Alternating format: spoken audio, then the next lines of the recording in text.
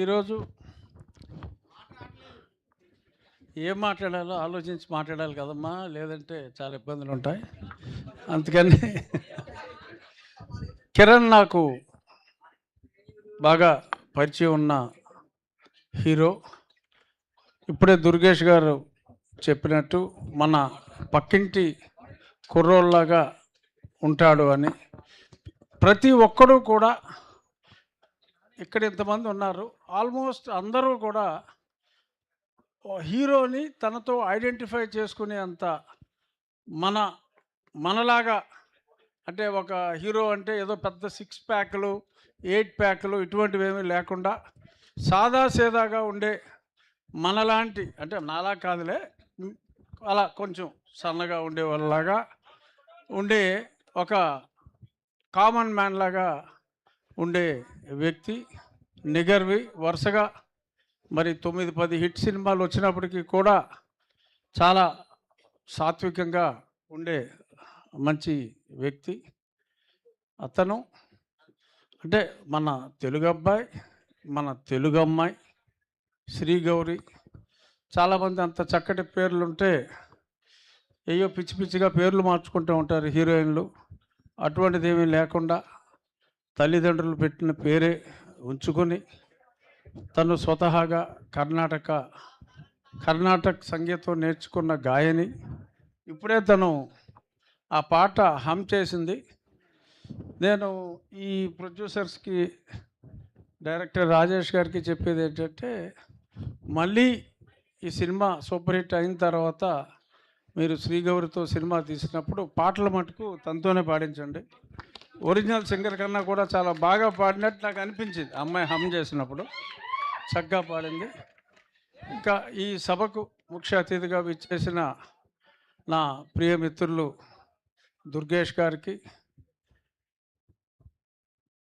సందీప్కి, ముఖ్యంగా నిర్మాతలు ఎస్కేఎన్ గారు,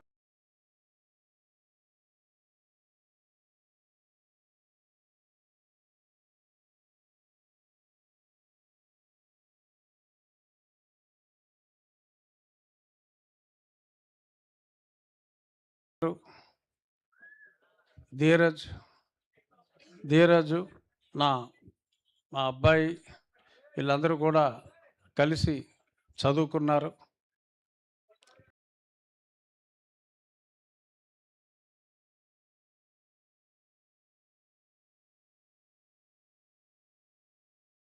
సాయి రాజేష్, అతని టోలు ఎలివేషన్లు, ఎంత ఎలివేషన్లు అన్నీ హీరోలు ఎలివేషన్లు, ఇక్కడ కొడితే అక్కడికి వెళ్ళిపోవటాలు, అందమైన ఫార్మాట్లో ఎటువంటి సినిమాలు వస్తున్నాయి అంటానికి ఒక నిదర్శనంగా తను అద్భుతంగా ఆ సినిమా చేసి, ఆ సినిమా చూసినప్పుడు అనుకున్నా, ఈ డైరెక్ట్ ఎటువంటి సినిమాలు తీయకూడదో ఆ సినిమాని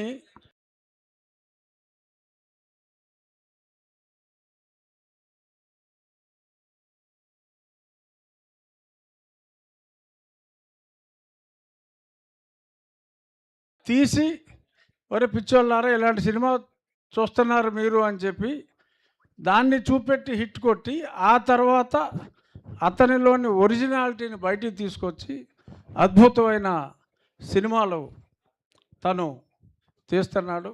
నిజంగా మనకి ఒక బాలచందర్, ఒక దాసరి నారాయణరావు గారు లాంటి గొప్ప దర్శకుడు సాయి రాజేష్.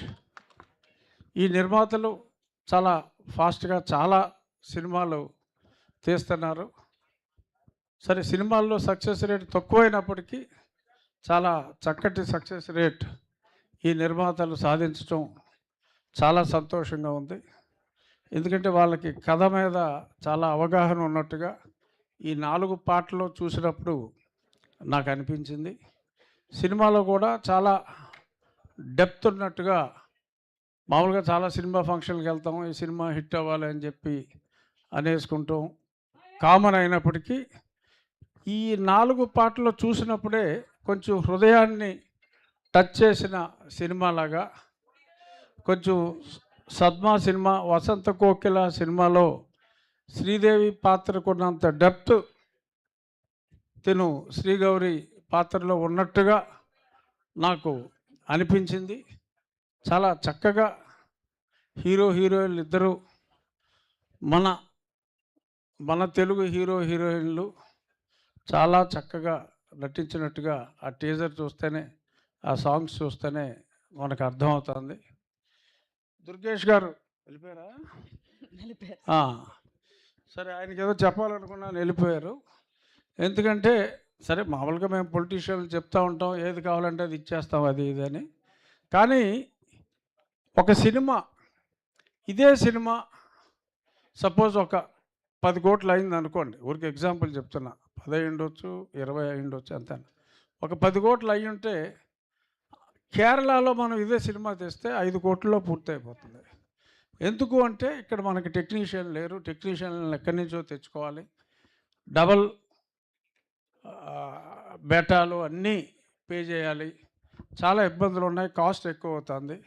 సో అందుకని ఇన్ఫ్రాస్ట్రక్చర్ క్రియేట్ చేయాలి. ఎవరో స్టూడియో కడితే సరిపోదు, మొత్తం టెక్నీషియన్లు అందరికీ ఒక హౌసింగ్ కాలనీ ఇచ్చి వాళ్ళందరికీ ఇక్కడికి ఉండేలాగా ఏర్పాట్లు చేసి, మ్యూజిషియన్స్ని కానీ లేకపోతే ఆల్ డిపార్ట్మెంట్స్ 24 క్రాఫ్ట్స్ వాళ్ళకి ఒక కాలనీ ఏర్పాటు చేసి ఇన్ఫ్రాస్ట్రక్చర్ ఇస్తే సినిమా కాస్ట్ బాగా తగ్గి మరిన్ని మంచి సినిమాలు ఇక్కడ రావడానికి ఉంటుంది. కాబట్టి ఆ దిశగా ఎంకరేజ్ చేయాలి అని చెప్పి పవన్ కళ్యాణ్ గారిని కూడా రిక్వెస్ట్ చేసి, ఎందుకంటే ఏదన్నా ఫాస్ట్గా చేయాలి అంటే సినిమా గురించి ఆయనకి పూర్తి అవగాహన ఉంది. కాబట్టి ఈ ప్రొడ్యూసర్స్ మళ్ళీ ఇలాంటి ప్రొడ్యూసర్స్ ఎక్కువ సినిమాలు ఆంధ్రాలోనే తీయాలి అంటే కాస్ట్ ఎక్కువ అవుతుంది వీళ్ళందరికీ. అయినా సరే రాష్ట్రం మీద మమకారం కావచ్చు, లొకేషన్ వాళ్ళు కావచ్చు, ఇక్కడ తీస్తున్నారు. వాళ్ళకి అత్యంత సహకారం పవన్ కళ్యాణ్ గారు అందించాలని మనస్ఫూర్తిగా కోరుకుంటూ 24th జూలై మళ్ళీ ఇక్కడ ఉన్న వాళ్ళందరూ ఖచ్చితంగా ఇదే థియేటర్లో ఈ సినిమా చూస్తారు. ఇందాక అందరూ నేను బెజవాడోని అంటున్నారు. వాళ్ళు బెజవాడోళ్ళు అవునో కాదో నాకు తెలియదు, కానీ నేను మటుకు పక్కా బెజవాడోని. నేను పుట్టింది పెరిగింది అంతా ఇక్కడే చదువుకున్నాను. ఇంటర్మీడియట్ వరకు లైలాలో చదువుకున్నాను.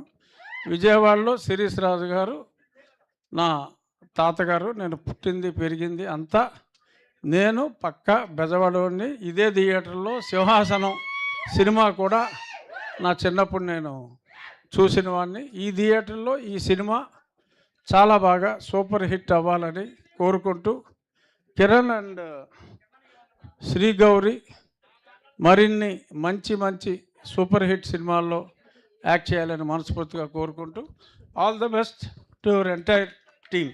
Thank you very much. Thank you Raghuramakrishnaraju గారు. Thank you for gracing this event. And ఇప్పుడు మన